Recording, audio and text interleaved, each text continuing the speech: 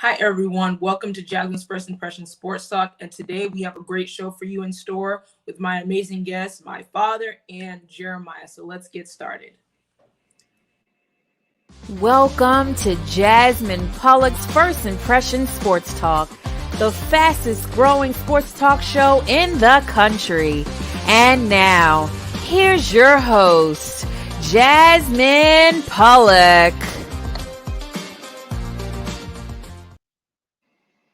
Welcome back, everyone, to Jasmine's First Impression Sports Talk. And the first topic of the night is injuries in football and what the future of football looks like. So just before we get started with this conversation, we want to run a clip for you guys pertaining to Brett Favre, Hall of Famer Brett Favre, talking about concussion protocols and why we need to transfer into no tackling football. So let's get into that clip.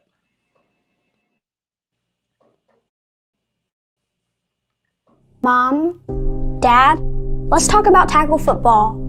I just learned about CTE, the brain disease caused by repeated hits to the head. The more years I play, the more I'm at risk.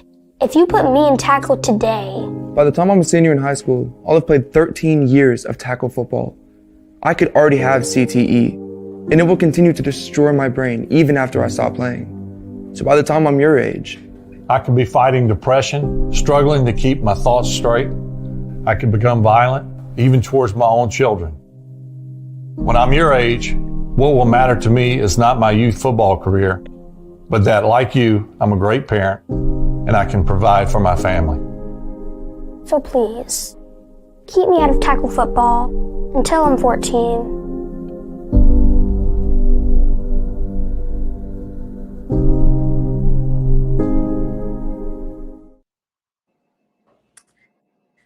So, Dad, I want to start with you when it comes to the future of tackle football. What do you think is going to happen now that we are waiting till 14 or that promotion of that video? What's going to happen in the future with football? Well, in my opinion, one of the biggest observations with that is basically football. You have people who are very passionate about football. Obviously, it's your number one American sport, and the problem is you have to it's kind of hard to take the physicality out of a game that was founded on physicality. And I do understand where the parents are coming from, or where Brett Favre is coming from, as far as the potential for the brain injuries, which I think a lot of the rules that they've implemented, especially in NFL and in college, will help a lot of that. But I do think at a point it's still football. So people are going to have to figure out where they're willing to compromise in that area, because that's just the nature of the sport. Now, I do think with the new programs they have now for underage kids, like the 7-on-7 leagues, a lot of these camps where these kids are not even, there's no pads, it's just out doing drills, running routes. I do think that that's going to revolutionize the game and actually ultimately change the game in the future. Because before, you couldn't have football on several different platforms like AAU, softball, or basketball. But with these 7-on-7, with the reduction of injuries, now you have these camps everywhere. And I actually have a friend of mine whose son's doing very well in those particular camps, and they're getting a lot of recognition, from actual colleges or whatever else, from football, where they're not even running pads. Now, that affects the skill position, I believe, more than some, like offensive linemen and different things like that. But I do think that that's an effective way to kind of minimize the amount of, collisions, and then, of course, with some of the rules. So, Jeremiah, what do you think about these 7-on-7 tournaments going on? What do you think that entails for the future of football? Well, when it comes to the 7-on-7, I feel like it's such a great way for these athletes to kind of play off of just using their kind of IQ and just plus with their body and feet.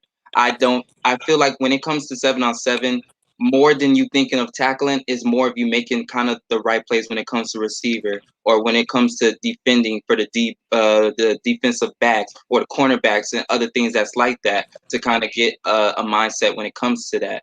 But at the same time, Jasmine, I think that when it comes to children when they're a little bit younger and like getting into little leagues and certain things like that, I do feel as sometimes there should be tackling. But I think, as Mr. Pollock just said, about certain rules that go with it. Because imagine of a certain a young player just waiting all the way to 14 years old. First of all, when they get into a certain kind of landscape, especially when they're about to maybe go into high school and everything else, the type of physicality, like you can't really prepare them for that if you get them all the way to 14 and then they just start getting hit. You got to build their masculinity. You got to build their drive for, trying to get over certain things, because I know they're not going to be used to those type of things. Like when it came to me, I didn't start football until I got into high school. I wasn't used to the tackling and everything else. It wasn't type of my love thing for it and everything else. You have to build up that type of grid, that type of, I can get up out of this stuff. Because just imagine a 14-year-old or 15-year-old going through their first hit. You get the wind blown out of you. Some can take it, some cannot. And I just feel like you need to get them used to those type of things. But also, I feel like there needs to be rules to protect those type of things, especially in the little leagues, so those type of issues don't happen when it comes to any head injuries or just injuries itself. I agree. I think it's very important that you have a certain level of protection for young athletes like that, because at a young age their brains are so little. And if you are playing tackle football, that I agree with that commercial that Brett Favre did, because wait till they get to a certain age to be more physical. But I think as you go, as you rise in the rankings in playing little league football, I know for me, I've had head injuries myself in softball. I got hit right in the head, right here in the forehead by a softball, and I'm fine so far. But things like that are very serious, and you want to make sure you take that very seriously. But speaking of rules, Dad, I want to go back to you. When you were talking about rules of the game, when you look at college football now, you see a lot of the guys get ejected for certain plays, like head to head. Maybe they don't mean to be intentional with some of those targeting plays, but do you agree with some of those rules? No, I don't agree with the rules from the simple fact.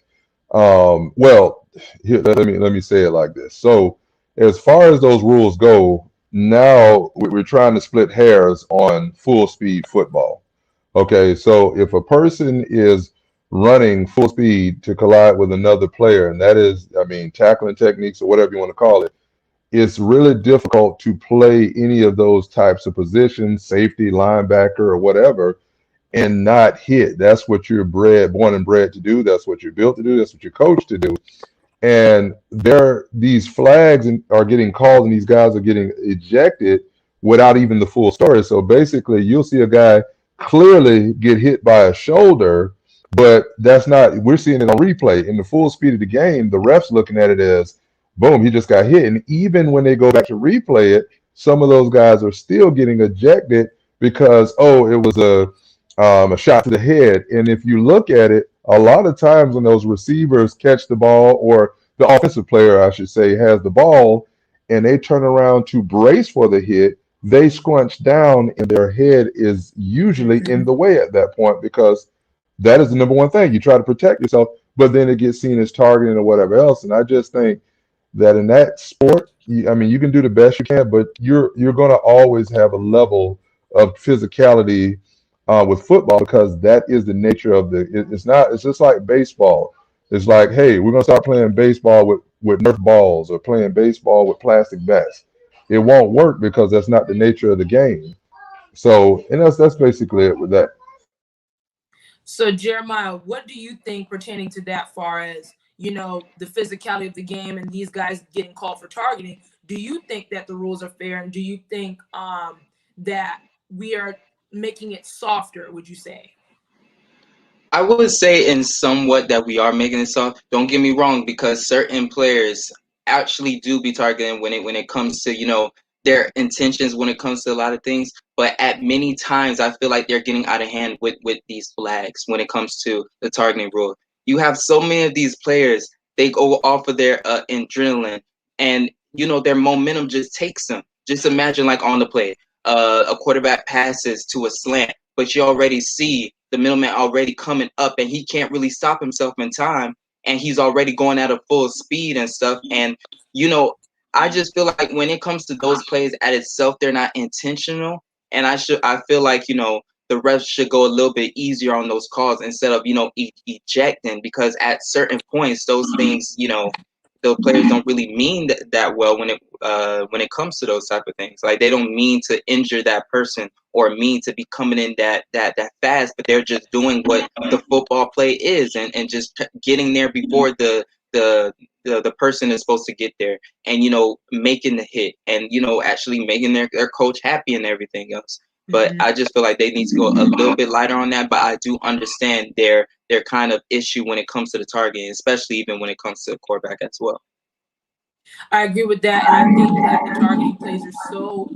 Some of the plays, now you do have dirty players who do things intentionally to hurt the offensive player. That happens all the time. But I feel that there are athletes that, really just love the game of football, and they just want to make the right play to, stop a down or stop the player from going upfield. And I think it's hurtful to see some of your best players get injured, and then you have some of your best players get ejected, very good players. But we're going to wrap this up, and we're going to head to the next segment about officiating. So we'll be right back here on Jasmine's First Impression Sports Talk after the break. Water. It's everywhere. We drink it, we bathe with it, we cook with it. Coffee's made with water. Toilets won't flush without it. It's used for washing clothes, dishes, utensils, pots, pans, floors, and our teeth. Plants and crops need water, animals drink it, and fish need it too. And don't forget, we can have a lot of fun in the water. Water. What would we do without it?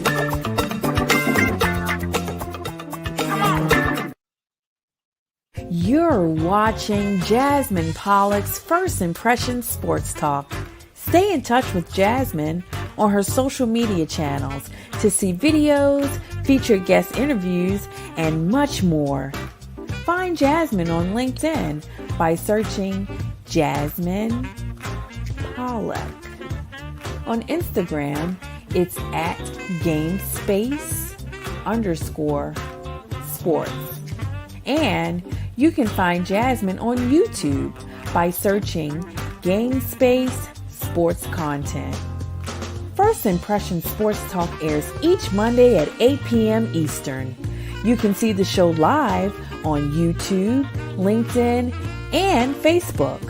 If you missed the live show, we have you covered. A recorded version is always available on social media. And now, back to more First Impression Sports Talk.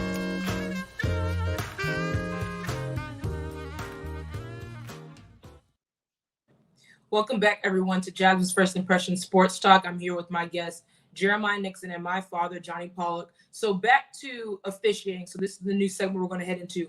Jeremiah, which league do you think has the worst officiating currently right now, the NFL or the NBA?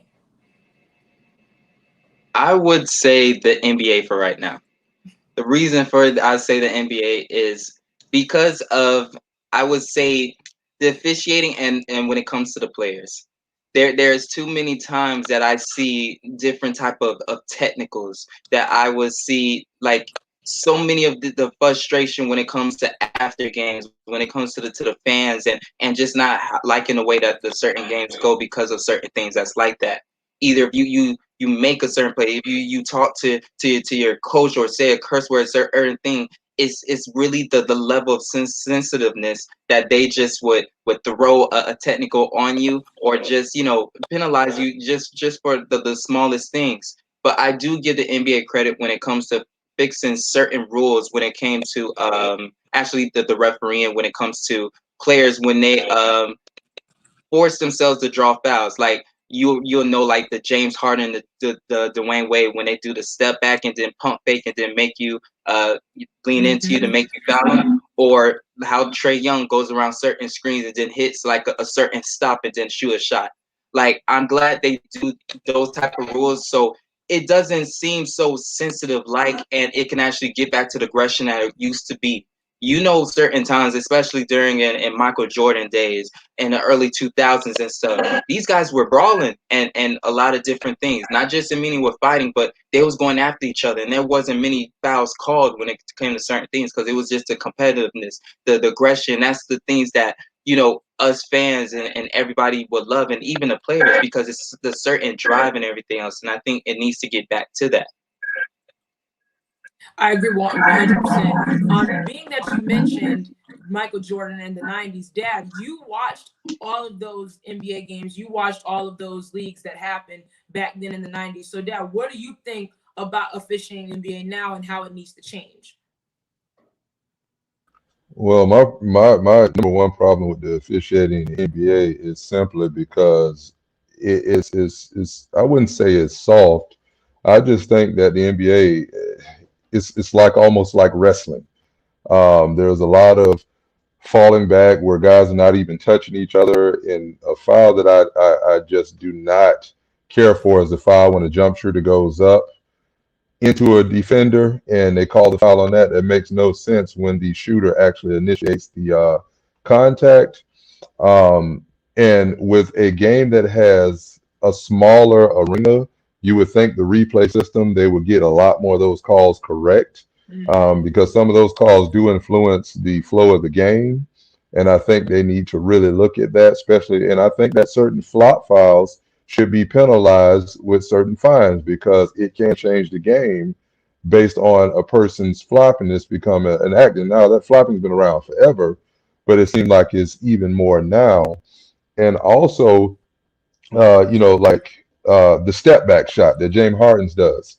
I think that should be outlawed. I think that should be considered traveling because you got to think about it. When you're creating a shot, if you can step back and create an extra 2-3 feet from a step back, how is that a fair advantage for a guy who can actually shoot anyway?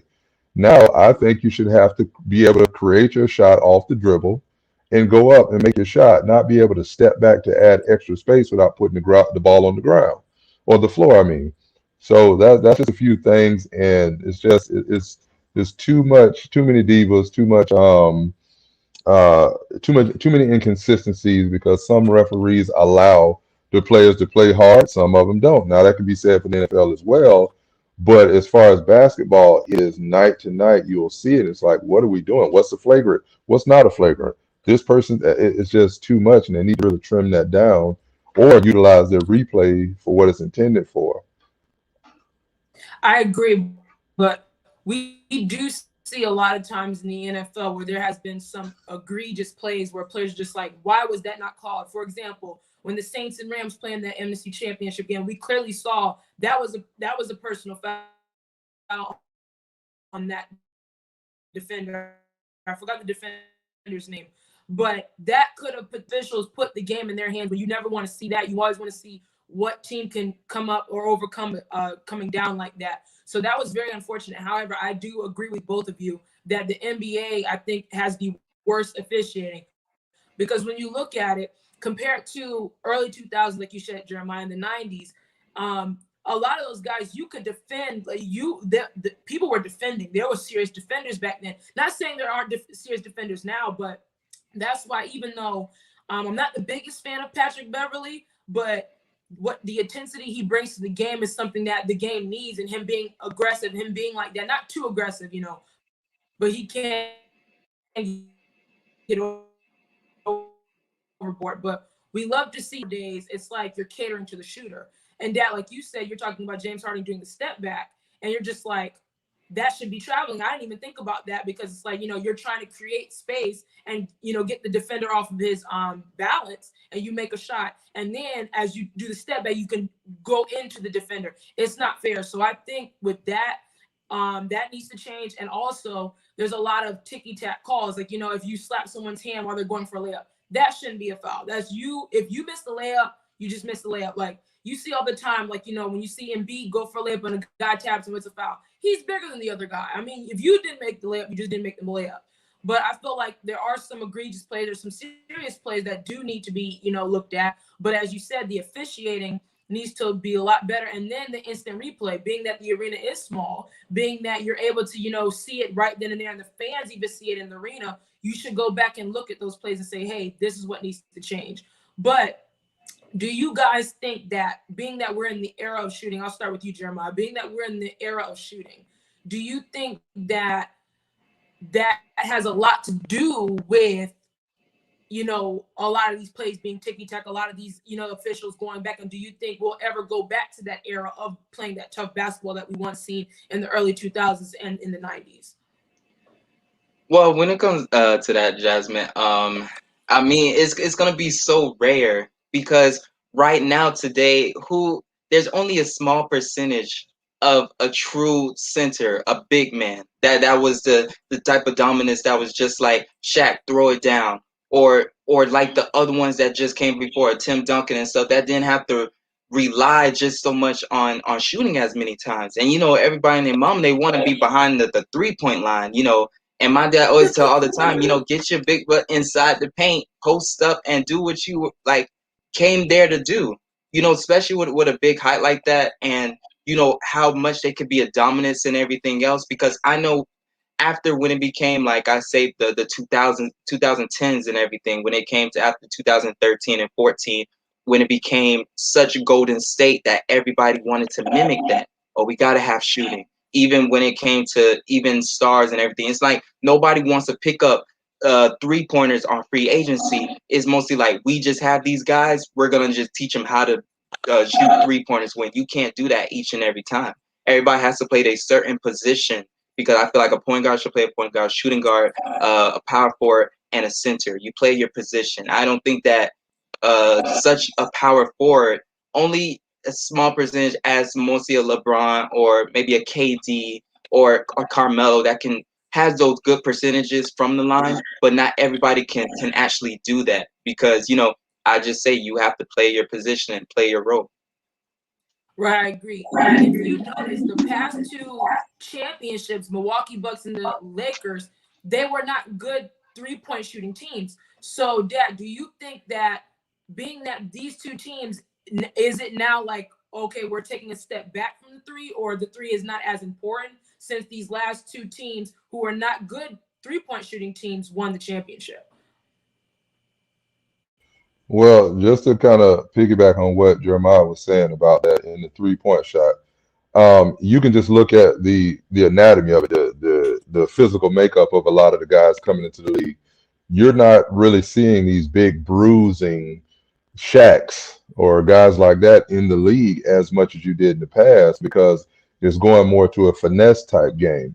I remember the era of Akeem Olajuwon and Alonzo Mourning, and when those guys were down there, the post up was really serious and a big deal, and it was an art, because it was an inside out game back then. And I really think that teams who stick to that formula, even in this shooting era, teams that sell out to, and I think the team you can think of as the Spurs were probably the closest thing to that old school style, where they play inside out, big man that can score high percentages and, but stay around the basket. I think that those teams, if they sell out to that, will still be the most effective teams in the league, because those shots inside the paint, those shots in the, in that mid-range area, are a higher percentage shot than threes. When threes are falling, don't get me wrong, it's a great thing, but I think that efficiency over the period of the game, or the duration of the game, will outweigh the amount of 3-pointers you can shoot, because it's only so many 3-pointers you're going to make in a game, but there's no premium that can be put on layups and hook shots and different things like that, mid-range jump shots. And I think that the teams that get back into that style of play will find themselves winning more than not. Rotating the ball is probably one of the biggest arts. Golden State did do a good job of that. But when you rotate that ball, you put pressure on the defense and you extend your possession. So I think that that's a big deal as well, is teams that follow up with those fundamentals usually do well, and I think will do well. So I would like to see some big men come back in, some big bruisers in the league one day again. So And I agree with that. And I feel that, when we see Gianna, she could give us hope for that, going in the paint, even Embiid. But I'd rather see big men in the paint rather than shoot threes.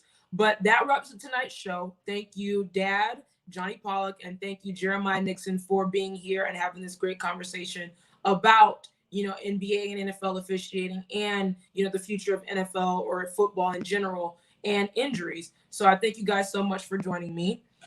Thank you, Jay, for giving us the opportunity to see those clips. Yes, of course. Thank you to the audience for tuning in and showing your support. And we'll see you guys here on Jasmine's First Impression Sports Talk on Mondays at 8 p.m. See you guys next time.